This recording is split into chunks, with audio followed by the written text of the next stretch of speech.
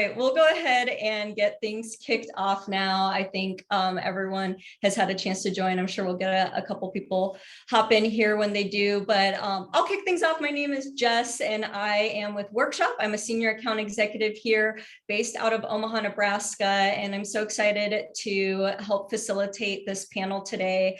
I think this is a topic that we've just been hearing so much about lately, but very rarely do we get an opportunity to kind of get in a room, even if it's a virtual room, get in a room to just share best practices, share, ideas, tips from people from all different perspectives and different types of companies. So I always just love being able to network and collaborate on a topic like this, just find out what other people are doing, what successes have you had, what maybe things to steer away from. So that's really what this panel is going to be all about today. And like I mentioned, we really want to hear from you, the audience as well. Obviously, we have three very amazing panelists today with a wealth of knowledge and expertise in this area. But if you have your own experiences, your own kind of advice that you want to throw into the chat while we're kind of running through some questions, definitely feel free to do that.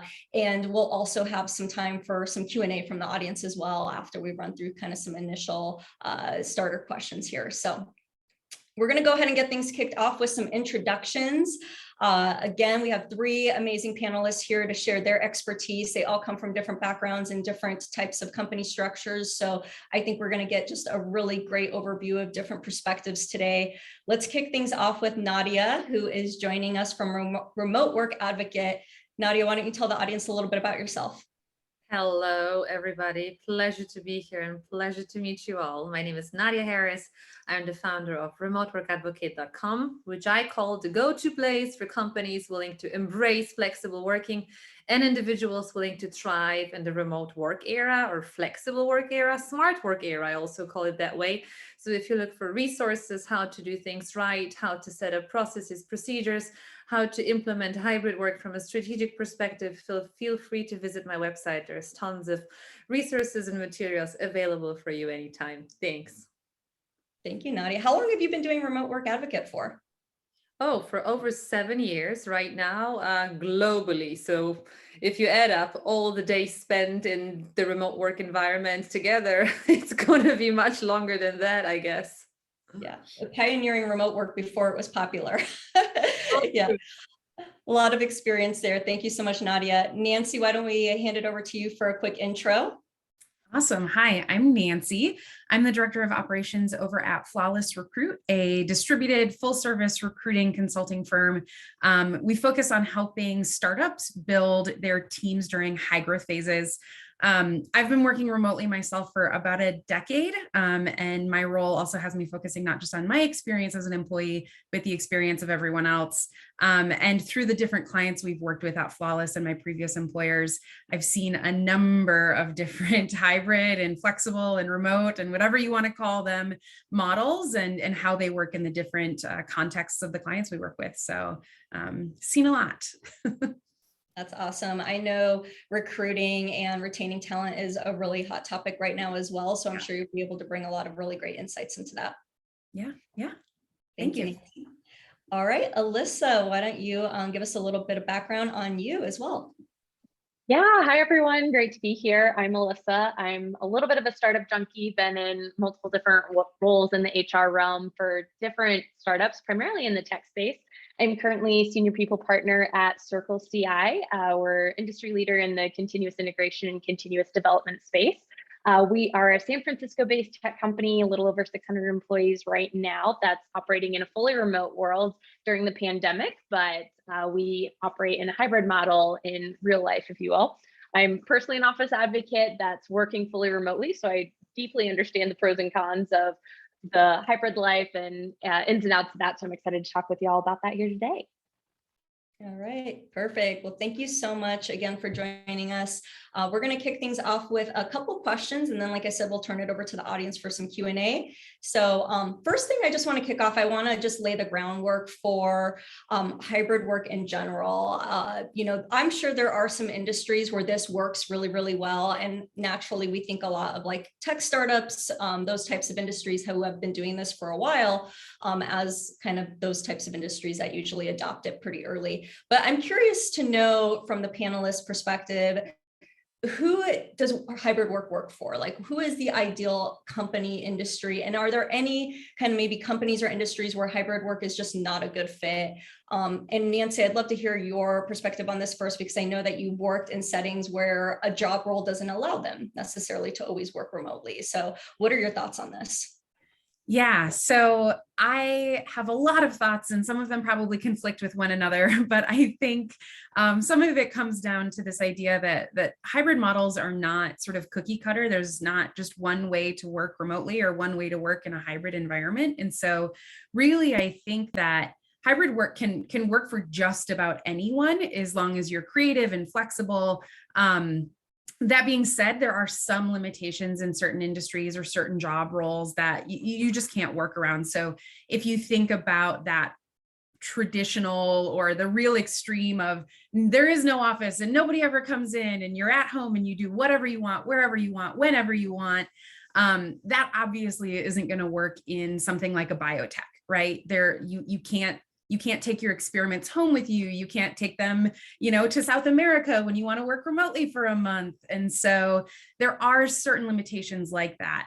That being said, do your experiments, collect your data. And when you're doing your data analysis, when you're writing your papers, when you're doing reports, that's stuff that can be done from home. And so even companies that have limitations like that have some flexibility. And as long as you're creative and flexible, I think you can find ways to have a remote model or a hybrid model in really many, many instances. So yeah. That's great. Yeah, I would imagine there are some companies that have proprietary information too that can't leave, office premises, that sort of thing. So there are some considerations there to obviously be thinking about as well. Absolutely. Yeah. Alyssa, what's your take on this? Obviously, being in the tech world and the startup world a lot, you've probably seen where there's a lot of flexibility here. Any kind of industries that you think should stay away from hybrid working, or any opinions on that?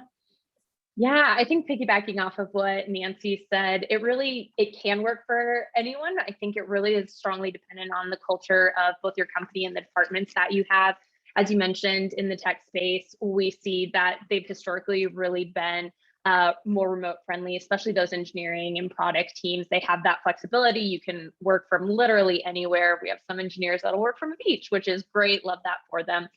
What we've seen is more that go-to-market side typically has really thrived off of that in office energy, being able to be there and talk with one another, collaborate with one another. But again, as Nancy was saying, it's obviously during the pandemic, we've really seen that these teams have really been stretched, and what they have been able to do in fully remote environments, I think it's really proved that we can expand who all is truly able to have and adopt that hybrid model. It just, again, is going to be dependent on what that office culture is, that company culture is, what you're communicating and prioritizing for everyone.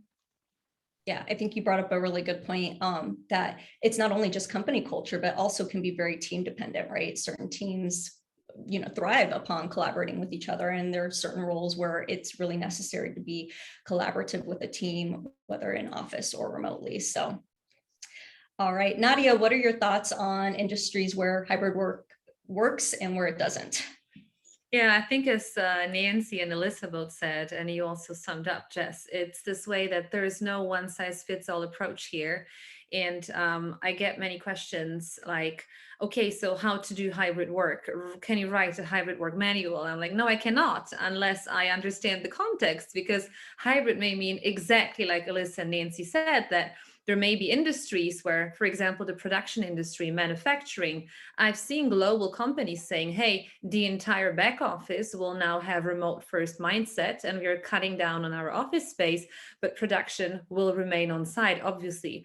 That being said, we may have roles that will get that flexibility and roles which won't. On the other hand, there is this model, for example, in the banking industry that claimed to be super, super strict in the past, saying no, because of security, because of data, we will never allow flexibility. Everything has to be in the office. But we see this is not the case, and they are now becoming more and more flexible.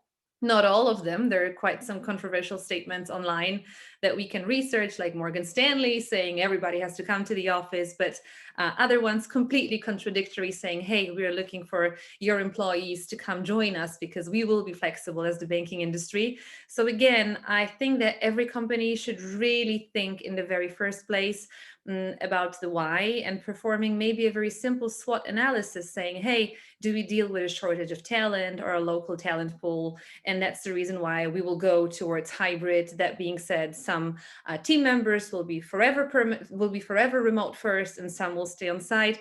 It's an individual business case all the time. Yeah. I love that you mentioned, in the banking industry specifically, how being open to hybrid work can actually give them a leg up with recruiting and with talent. So that's definitely something worth considering. I hear this word flexibility being thrown around a lot. And so I just have to ask, do you think when employees are asking for hybrid work, are they really just wanting more flexibility in their roles? Is that kind of what this all boils down to? And what does that end up meaning to them and to their employer? Alyssa, why don't we start with you on that one? Yeah, this is going to be a little bit of a cop-out answer, but I think they ultimately want flexibility, but that is often going to translate into a hybrid model. I think in particular, what I've seen in especially the tech space, we hire more of millennials, Gen Z. We have a lot of those that are entering our workforce, and they want to be able to work from home a couple of days, do their laundry in between meetings, go to a doctor's appointment without formally logging PTO. And so really, but they also want that opportunity to go collaborate with their peers when they want to. And so I think it ultimately boils down to they just want to feel trusted to do their job and empowered to do it, and oftentimes in their own schedule. Can that be achieved with an in-office model that just allows for flexibility? Absolutely. But I think it's also going to be harder to compete for talent in the space with other companies that have adopted a fully hybrid model. Yeah, you hear a lot of people talking about throwing out the traditional 9-to-5 working model. And so I think that definitely plays into flexibility as well. Nadia, what's your experience been like in consulting and working with other companies? Do you see people kind of trending more towards like non-traditional hours for work, not necessarily adhering to that 9-to-5 schedule that we all have known for so many years? Yeah, I do believe so. I think this is actually happening. There are some companies, though, that are reluctant, saying, no, we want everything to be the way it was before. But, well, it's getting out of this comfort zone, which is obviously always a challenge. But the flexibility idea, I think everything tends to go towards the direction of smart working, of really knowing that it's not just 9-to-5, commuting, clogging in, clogging out, but actually my observations are that the service industry, as a matter of fact, is designed to be relying on the output and not only on the time spent at work, as it was 100 years ago when manufacturing production was actually growing and thriving. We have that shift since the 70s. And I do believe that right now, going more towards and adopting a flexible work model where we really measure the result by not how many hours we've spent working, but the output that we've delivered. This is completely justified for the service industry, where physical presence rather should be valued only when it comes to collaboration, teamwork, engagement, brainstorming, bonding, things like that, but not really being super productive. Yeah. I love that concept of really focusing on what is the output and, what are the results. And some people achieve those results in 35-hour work week. Some people have to, work 50 hours to achieve the same results. So it really just comes down to a very individualistic approach there. Nancy, anything to add to this one or any thoughts that you want to share?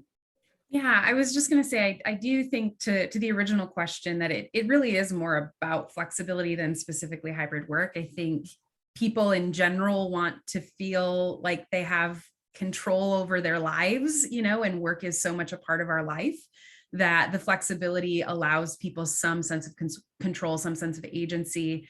And as far as, maybe where that need or desire comes from, if we think of the traditional office, I think there's office environments in a lot of ways were built for a certain type of person, a certain perhaps extroverted type versus an introverted type. And having the flexibility, I think, creates a slightly more inclusive environment for people of different work styles and different needs to be able to choose the place that's going to work best for them, where they can do their best work. And so I think it is about flexibility, more so than a specific model or type of hybrid work or remote work. So, yeah. Yeah, I love that it's all about balance too. I know for me personally, there are times where I would rather just be heads down, being able to focus, and I can do that really well at home. But when I want to be maybe a little bit more social and a little bit more like brainstorming, that sort of mindset, like I love having the energy of being in the office with coworkers. So, all right. Next question then, logistically speaking, like, how do you implement a hybrid work model? Do you let employees choose what days they work from home? Do you set a schedule? Like, do you be more loose about it? And like, what are maybe some of the risks with like leaving people to their own devices with this? What successes have you seen in Nadia? I'd love to hear your opinion on this first, because I know you work with a lot of companies who are in that transition. So what are some of the best ways you've seen hybrid be implemented?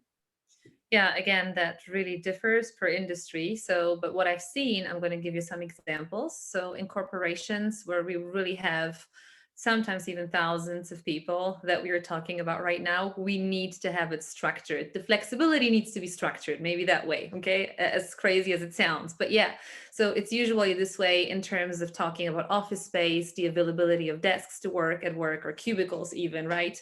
Because they still stay in some cases, and also conference rooms.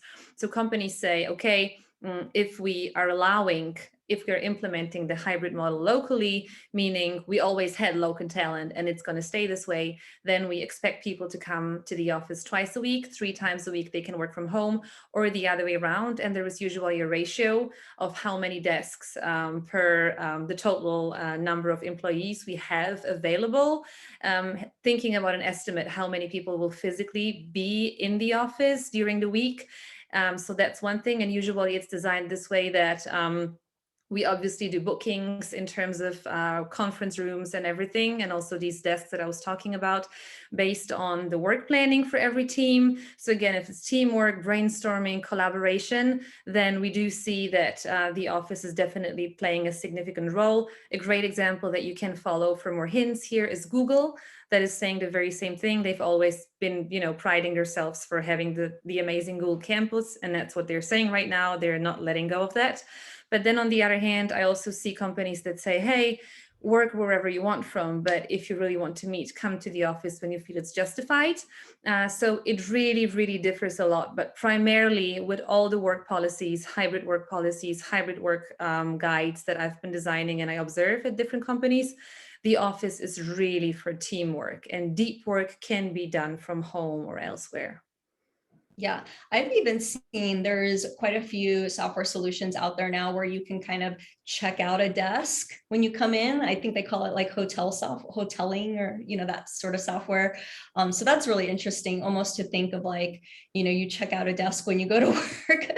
I think one of the most fun things people love about going in the office is decorating their desk and putting their little family pictures up and stuff. So it might be a little hard for people to adjust to sharing that desk with other coworkers, but Nancy, what are your thoughts on how you best implement maybe a hybrid work schedule, and what does that look like from a logistics standpoint?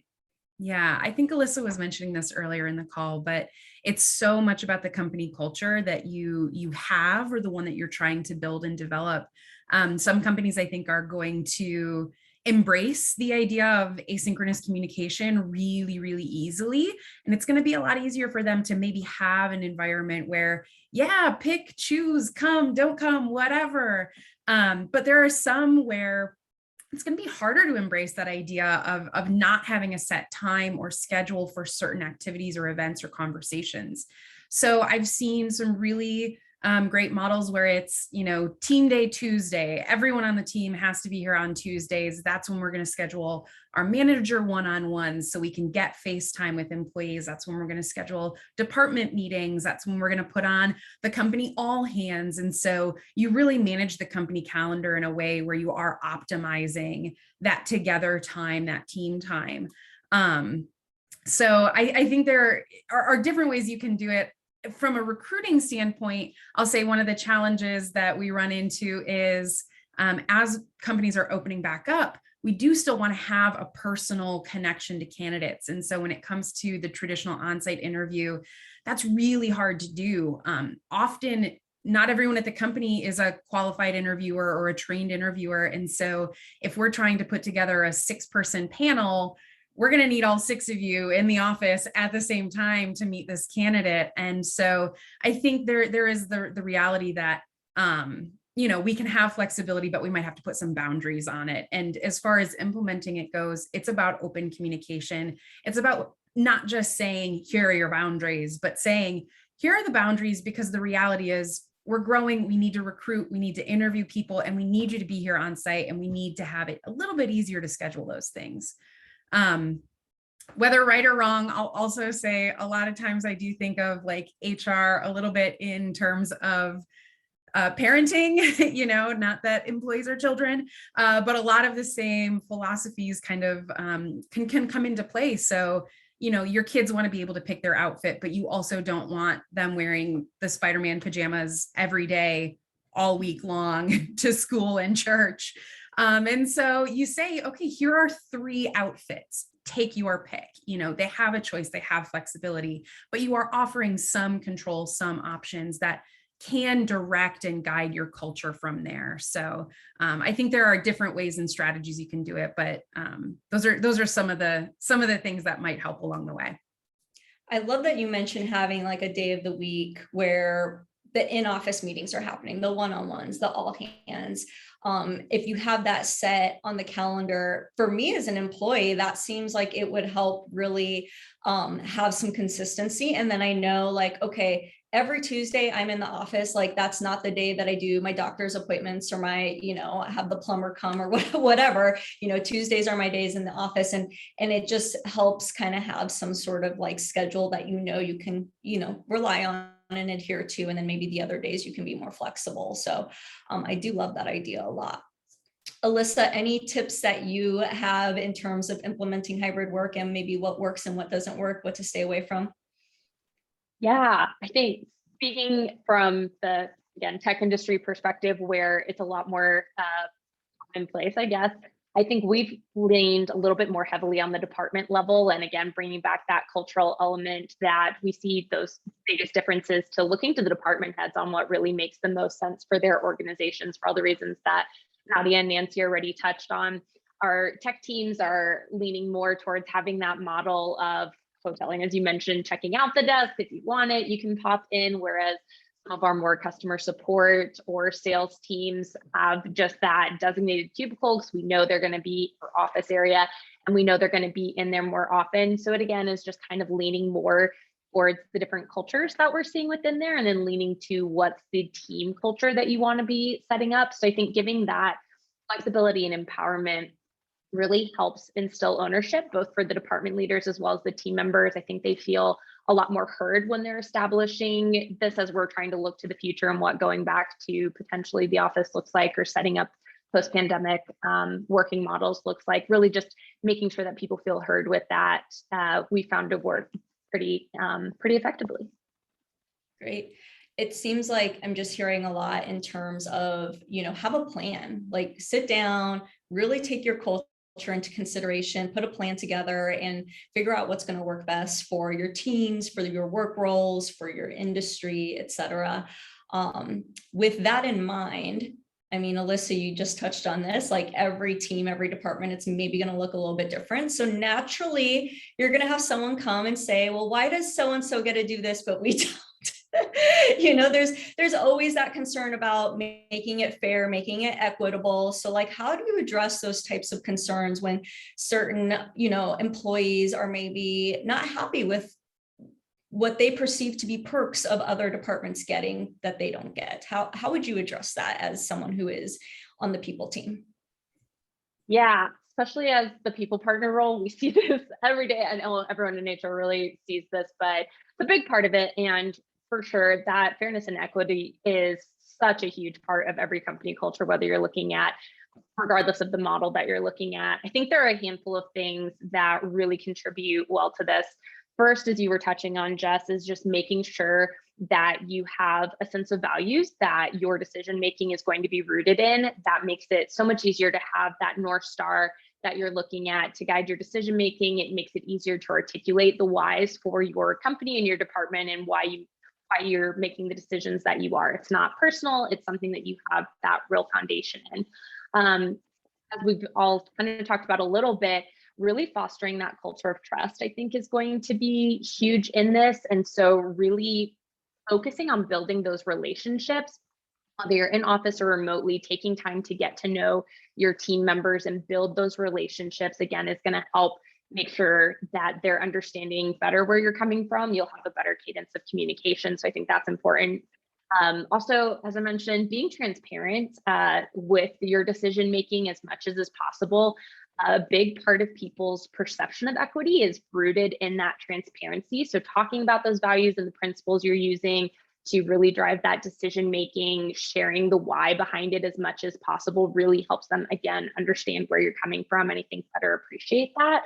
And then lastly, the people partner, this is one near and dear to my heart, but I think holding all of your team members accountable is really, really important to making sure that people continue to feel valued in that there's a level playing field and fairness across the office. When people feel like others are doing their jobs well, really delivering results and being held to that same standard, it really goes a long way in creating that culture where a sense of fairness is really pervasive. That's great. Thanks so much, Alyssa. Nadia, what are your thoughts on this? How do we address concerns of equity in hybrid models? Yeah, for the first thing I'd like to say in the beginning, before I get directly to the response, is that many companies now I see online are having this discussion, how to convince people to come back to the office. I see this a lot. And I even recently wrote an article about it with the same title, explaining in the first sentence, I believe we should not convince anyone to do anything, okay? Because if it's justified, it's just exactly the way Alyssa said. We are all grown-ups, we are all adults, okay? This is not daycare, you know, to push somebody to do something they don't want to do. And if it's really justified, we have the why, we really have it explained, and we are very transparent about it. So again, if I am applying to work as a dentist, it's obvious that I'm not going to be aggressive because somebody else is working remotely. This would be complete nonsense. So I think in the very beginning, the boundaries of saying what this role will look like, what we expect, what the reason is. And I do believe then it's really justified for that person to say, hey, well, what you're saying actually really makes sense. To do that, it is definitely sensible to actually physically be present at the office right now, not just to do it from home, because I see that I am not really able to deliver the results that we are talking about here. So if it's justified, if it makes sense, if we have the why, and if we also talk about a certain culture is extremely important, especially when we talk about distributed teams from all around the world. Then we even have the cultural aspect in terms of the culture of each country, the place that somebody comes from.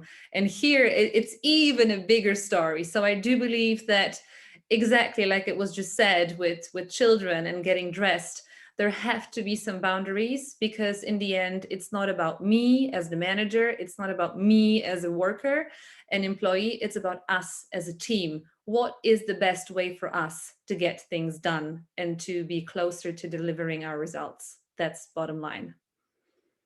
Yeah, I think it can be hard sometimes for people to put aside their own personal preferences to know what, when you're working in a role, a lot of times you might be serving patients or customers, or, have clients that need you, and you have to be available to accommodate their needs as well. So Nancy, I would imagine that in the recruiting space that it's probably a good best practice to put the expectations of what hybrid work means, if that role is hybrid, in the job description and as part of that interview process.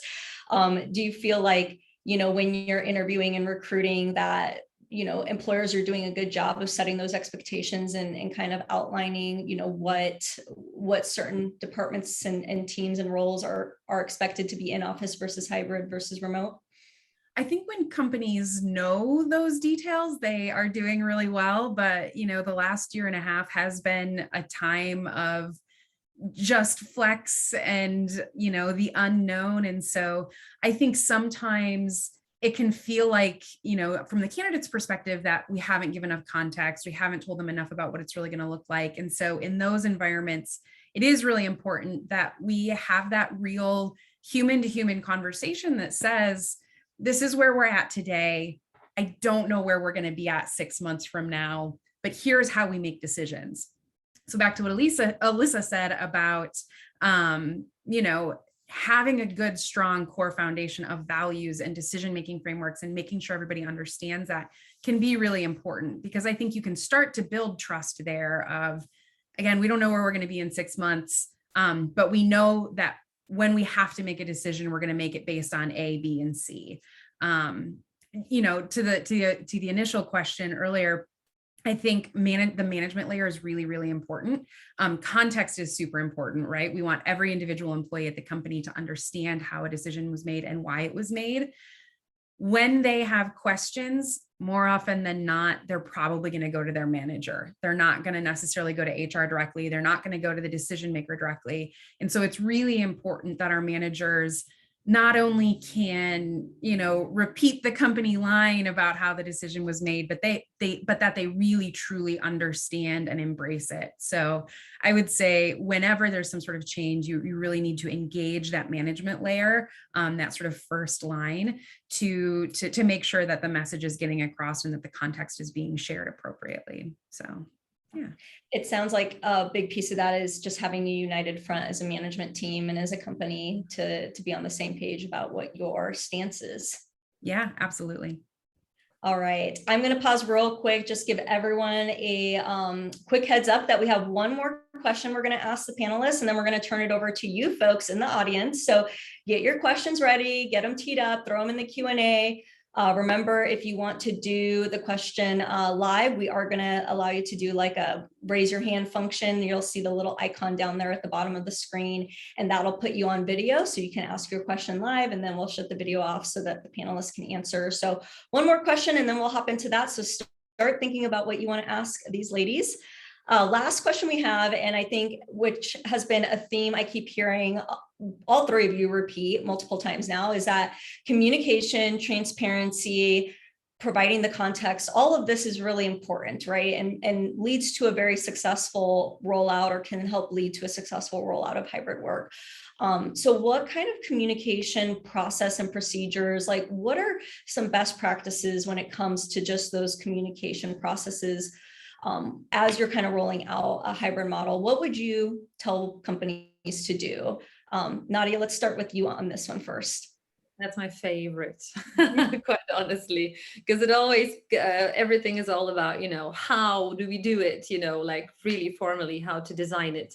And I'm always working with the hard stuff, which is the toolkit, the processes, procedures in hybrid and remote first companies. And that's why I believe that there are 4 pillars that we really have to take into consideration. But focusing on, and you can also read about them on the website. So some of them are really technical. But what I believe is that in terms of communication, definitely we have to talk about tools. We have to talk about processes, procedures, meaning we have to structure our communication into being synchronous and asynchronous. That's really important, and determine when we use which kind, okay? And also to structure all our communication channels, okay? That's really important, because we have tons of tools out there, and I've observed companies saying, okay, I asked them, which tools do you use? And they would tell me, one team would tell me Skype, Slack, WhatsApp, Messenger, Microsoft Teams, Zoom, Google Meet, email, text message, phone. And I said, why are you making your life so difficult, And then, so that's really important. And also making all processes so transparent to say that, hey, if we have this synchronous communication, how do we make sure in the office, how do we make sure that somebody who's working out of the office is not left behind? So that being said, I do believe that in terms of communication flows, hybrid companies should really try to embrace as much as remote first companies do, because of documentation, in transparency reasons, and an equal access to all that for everybody who is in the team. I love that. Yeah. And I will just add one more thing to that, that having things down on paper, having a plan, a policy, something written down so that people can reference back to it is super important. And like, shameless plug here, if you're looking for a plan or a guide or a template, like Workshop has tons of those on our website as well. So, if you need a change management plan, a remote work policy template, we have all of those on our website. Jamie can link to them so that you can easily find them there, and just have a starting point. Again, having it down in writing is so important. Alyssa, let's get your thoughts on this. What kind of communication process and procedures would you recommend to a company wanting to implement hybrid work? Yeah, I think Nadia really hit the nail on the head that those tools and systems are really key. The only thing that I would really add to that, you make sure that you're setting those expectations early, whether that's in onboarding or as you're just getting ready to roll that out. It's okay to even acknowledge, hey, we're figuring this out as we go. We're new to this, but just saying from the get-go, this is where we're at. Again, going back to that transparency, talking through again those team rules, that's going to be different possibly than the company level that you have. So again, talking through, making sure that you have those clear expectations set on what systems you're using, what's the type of cadence, what's our SLAs, that sort of thing is really important, regardless of that model. And then the last one is just being cognizant of all of your team members. That might seem like a no-brainer, but it's so easy. I work for an international company, and it's so easy to forget that we have APAC team members that aren't going to see this, or if we schedule a Zoom at 9 a.m., that might seem great for everyone US. Just being mindful of the fact that there really are different groups, there's different learning styles, there's different ways that people receive information. So just thinking through who your intended audience is. Yes. Yeah. I mean, that's a great point. Some people really love the kind of video format and hearing the information. Some people need to read the information, like to have it down in writing.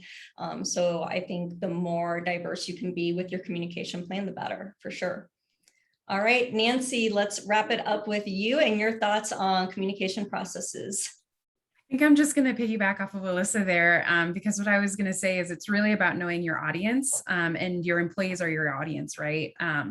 There are some folks who, might be more towards video or more towards written conversations or communications. But I'll say one of the things I've struggled with in my job is drafting these communications, right? I understand how important context is, and I try to give people context, and then I'll get feedback that message was too long and it included too many details and people don't really care. But if I shorten the message, then somebody comes at me with 20 more questions, and I'm like, well, I had that in the original message, and so now what do I do? So one of the things that I always think is great is have your summary, have your the article abstract, if you will, have the piece that says, right? Yeah, exactly. The piece that says, if you just want to know the end result, here's what you need to know. Here's how you can implement it. Here's what's changing. But for the people that have those follow-up questions, give them access to it. Have a link to a broader description, a longer, set of processes or workflows or whatever. And the piece that kind of goes along with this too is people need to know where they can get information, and they need to be able to get it when they need it. So I think both Nadia and Alyssa were talking about that a little bit, right? Streamline your platforms. Don't have 16 different ways to video call people. Make sure people know where to go, and then make it accessible, make it easy, put it right in front of them, because sometimes you'll read that description once and it'll stick with you forever. And there are some times when you're going to need to read it 2, 3, 4, 5 times. You're not going to remember it until it's relevant to you. So making it accessible and making it something people can revisit is really, really important too. Great. Thank you so much for those insights.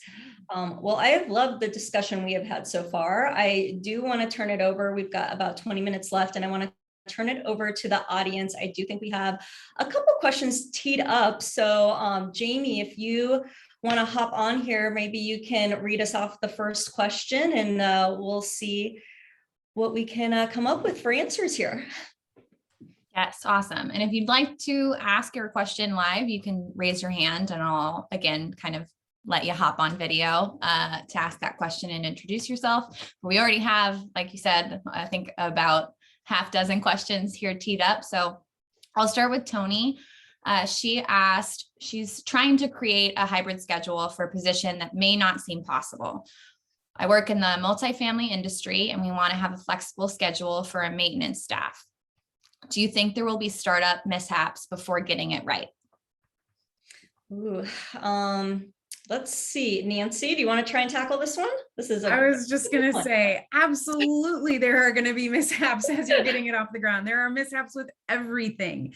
I've never personally, and I don't know anyone who has ever kind of just nailed whatever rollout, whether it's for remote work, hybrid work, whether it's, some other policy, it just isn't realistic. And so I think really the best you can do is lay out that expectation at the beginning. Say, we're going to try something because we know we want to do something different from what we're doing now.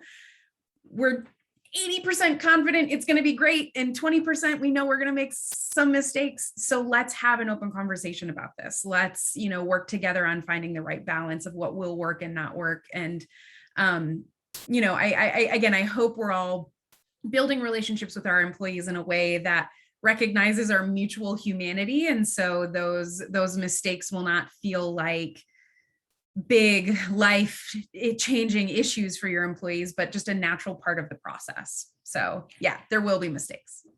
I feel like this is a time where we just need to give each other grace. And I have always personally appreciated when leaders show a little bit of the human side and say, hey, we don't have all the answers, but we're trying and we're figuring it out. And it gives me a lot more empathy to know like that is the position our leadership is in when they are open about that.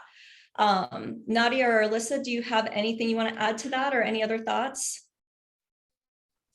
I'm going to say I agree with all my heart that there are going to be mistakes and tons of ups and downs, but there is no magic pill that we will take and then suddenly everything's just going to be amazing. No, we're still all in the middle of change.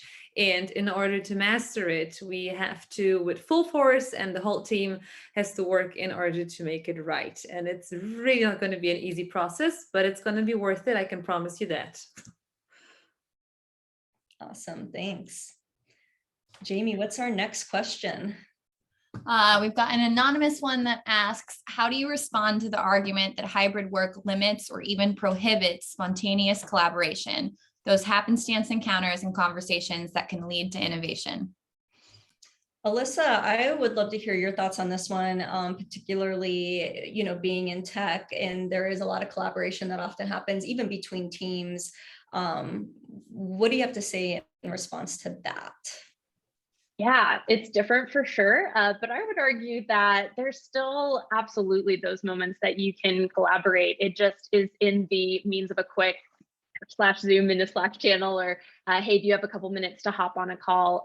Some of my favorite conversations are diving in with some of our leaders and just, hey, do you have a couple minutes? And it turns into both of us literally working side by side on a Zoom call going, or having little jam sessions. We have our engineers that they just have a couple hours a week where they have set aside, they get their tunes going, a shared playlist on, and they have a Zoom meeting and they're just working together and collaborating. So it's a little bit different. You're not going to run into each other at the water cooler, so to speak, but you just have to think a little bit outside of the box. And there's still absolutely that opportunity to have that more spontaneous interactions and that collaboration.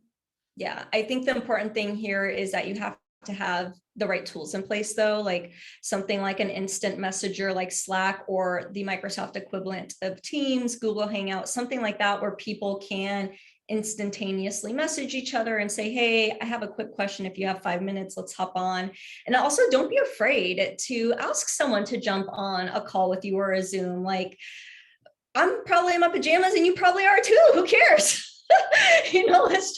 Let's just get on the call and chat and, work through this. So Nadia or Nancy, do you have anything that you want to add, any other kind of tips that you have for how to kind of foster maybe some of that spontaneous collaboration and work?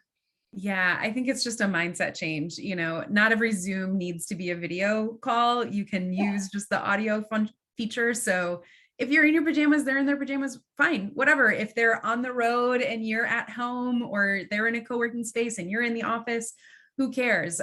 Just jump into those sorts of conversations. It's really just finding new ways to do that. So I do think that there is an initial sort of hurdle that you have to get over while people are adjusting to that new mindset. But again, you can put policies or tools or systems or ideas in place that can help people make that change and make that adjustment.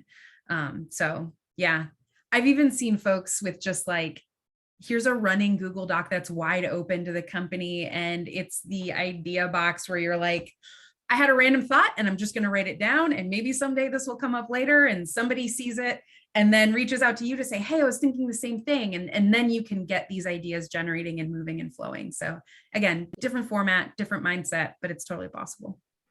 Yeah, you can definitely foster that type of environment without having to overcomplicate it too much, right? I mean, you don't need anything super fancy. Like you said, even just a Google Doc will work, right?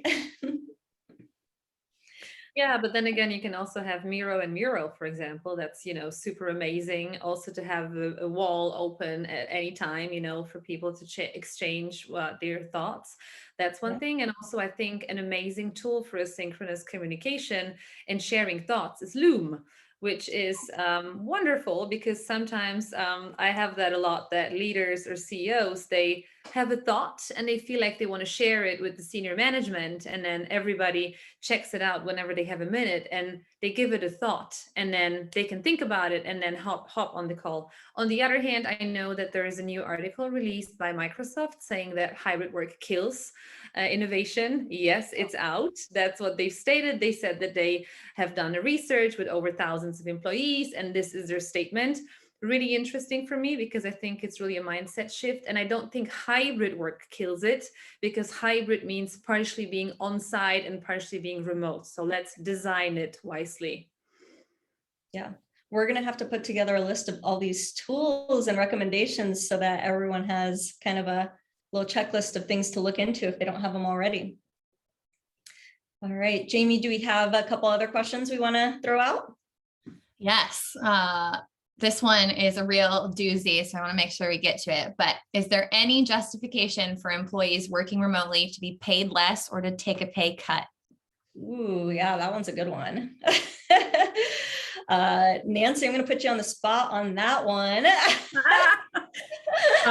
This might not be the answer anyone wants to hear, but as a lawyer, I can say I can justify just about anything. So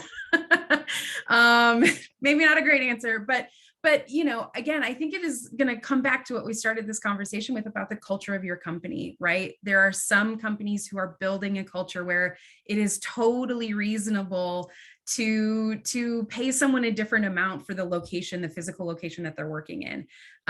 Again, if that is the route your company is going to take, I would just hope that the company was clear and openly communicating about how that decision was made and why it was made. And we were talking about equity and fairness earlier too, and it's super normal for employees to have that grass is greener mindset about literally any situation that is other than their own. You can always see the benefits about other people's situations, but it can be helpful to help people understand, well, what are the drawbacks of other people's situations too? And how can that sort of change their mindset? So I personally believe in standard pay ranges across the country, across the world. I personally would probably not choose to work in an organization that did pay people differently based on location, but I do think that the reality is there is some justification for it in different industries and different cultures, and yeah.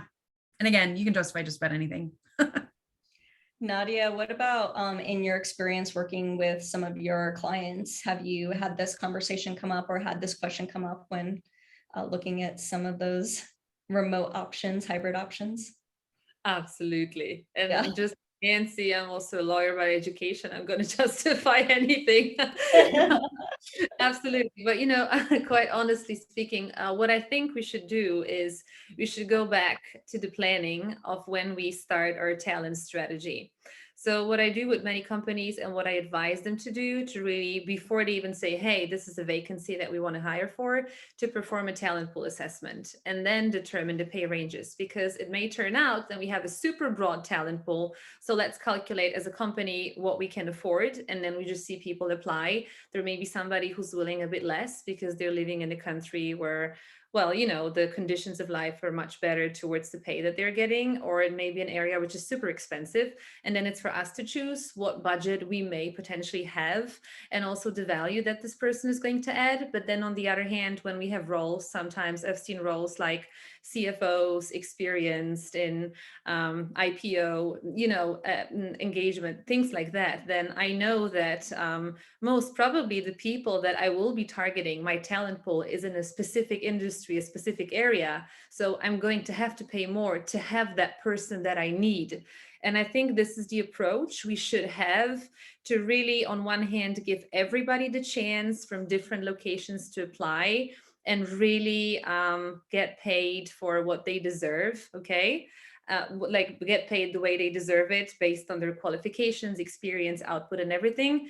But then on the other hand, to say, hey, we really know who we're looking for, and we're definitely not trying to hire the cheapest person here, because that's not what remote work or flexible work is about. It's not a way to save money on talent, absolutely not, rather on having this infrastructure that allows us to do that.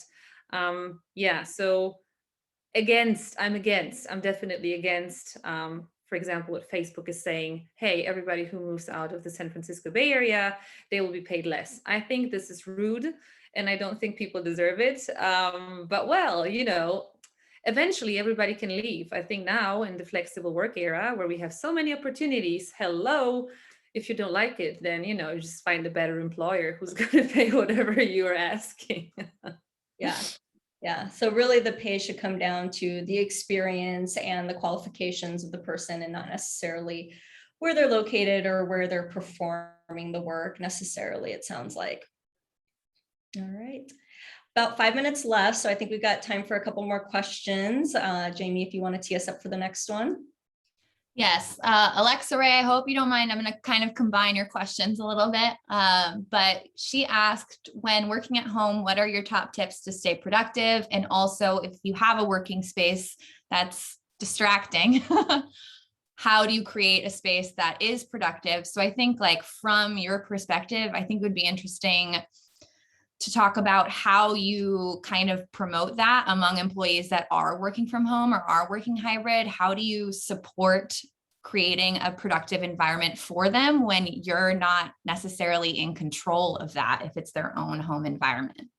Everyone has a different home setup. So this is definitely a good question. Alyssa, being on the people team, I'm sure you have some experience dealing with this question. What are your thoughts on how to support employees in that?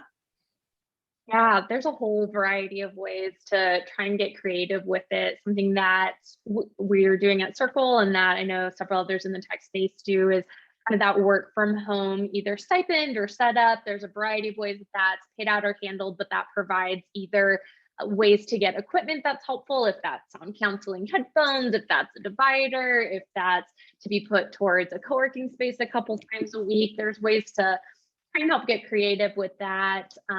We've also just tried, again, going back to, we'll use like Asana or have very transparent Google calendars or tools like Slack blocks that we'll put out, Calendly, variety of different scheduling tools that we use as teams to kind of help keep each other accountable, and just talking through, hey, here's my to-do list for the day. I'm personally a very type A person, so I love getting my list done. That's something that helps keep me focused and productive and really goal oriented. But sometimes there's days, let's be honest, we all just want to stay in our PJs and not do a ton. So having that team accountability and that team structure really helps keep each other motivated. So those are a couple of the ways that I've seen kind of help be effective. Yeah, I immediately thought of having some sort of stipend to enable people to change their situation if they need to change it. So Nancy or Nadia, anything to add to this one? I was just going to acknowledge that I think a lot of our conversation today has been with the lean towards people wanting to work from home or to be at home. And we have talked a lot about flexibility. And so, again, I think we mentioned earlier that like deep work is done great at home, but there are these realities where your home is more distracting than your office. And so if we take it back to flexibility, if you have an office and you have people like in the area, open it up, give people the flexibility to come back when they want to. If we have Team Tuesdays where everyone is required to be there, that shouldn't necessarily mean they're not allowed to be there on Wednesdays or Fridays, you know? So giving people those options, I think, is really important. And I just wanted to kind of call out and recognize that we have leaned a lot towards the idea that people want to be at home, but there are a lot of people who do want to be back in the office. So how do we create space for them as well? Perfect. We have time for one more question, but before we do, I just want to give these ladies an opportunity to share where you can find them on social and online if they would like to do that, in case anyone has a hard stop here in a couple minutes. So Nadia, I know that you have the website, Remote Work Advocate, any social like Twitter, LinkedIn, where can people find you? You muted. I need to unmute myself. Okay. Absolutely. Please feel free, remoteworkadvocate.com. There you will find all the links to all the social media. I'm everywhere. Yes, all the time. No, and I'll also share my LinkedIn link here. Thanks. So everyone can find Nadia there, get some good advice on remote work processes and procedures. Alyssa, where can people find you? Yeah, same. I'll drop my name and LinkedIn link in the chat. Feel free to reach out on whatever's most convenient. Awesome. And then Nancy, where can people find you if they have questions about recruiting and talent and interviewing and doing all that remotely? You can always find me on LinkedIn. I've got my account there. It's just linkedin.com/in/woodna. But you can also check out more information about Flawless at flawlessrecruit.com. So that is where we have more information about our services and some of the work that we do. Perfect. I love it. All right. Last question. Jamie, do you want to read that one off for us? Yes. Last question is, what tips and processes do you have for onboarding new employees in a remote environment, considering how vital it is to build personal connection when starting with a new company? And that's harder to do virtually. And do you have any data on percentages on how much personal connection is lost on video conferencing? Oh, wow. Lots related to kind of video onboarding. Well, since we're talking about onboarding, Nancy, you're probably pretty close to that process at Flawless. So do you want to talk maybe a little bit about how you handle that right now there? Yeah, so I definitely do not have any data on how much information is lost. I wish I did. But I'll say some of the ways that we handle it is we make sure to schedule the first several days in a way where we've got super structured time where we're talking about the company and the job and all the things, but we're also putting a block on the calendar that's just drop-in hours. Literally anyone in the company knows that new hires are starting today. They drop in, they say hi, we ask a silly question. Every time it's not just new hires that are learning about our current employees, but it's our current employees learning about each other in those sessions too. So we actually use that time as more of an opportunity for the new hires to meet them versus the current team to meet the new people. So we kind of flip the spotlight in those calls. And then we also try to leave some time that's just like quiet time for the new hire to set up their computer, to like do those things and really get acclimated to the environment.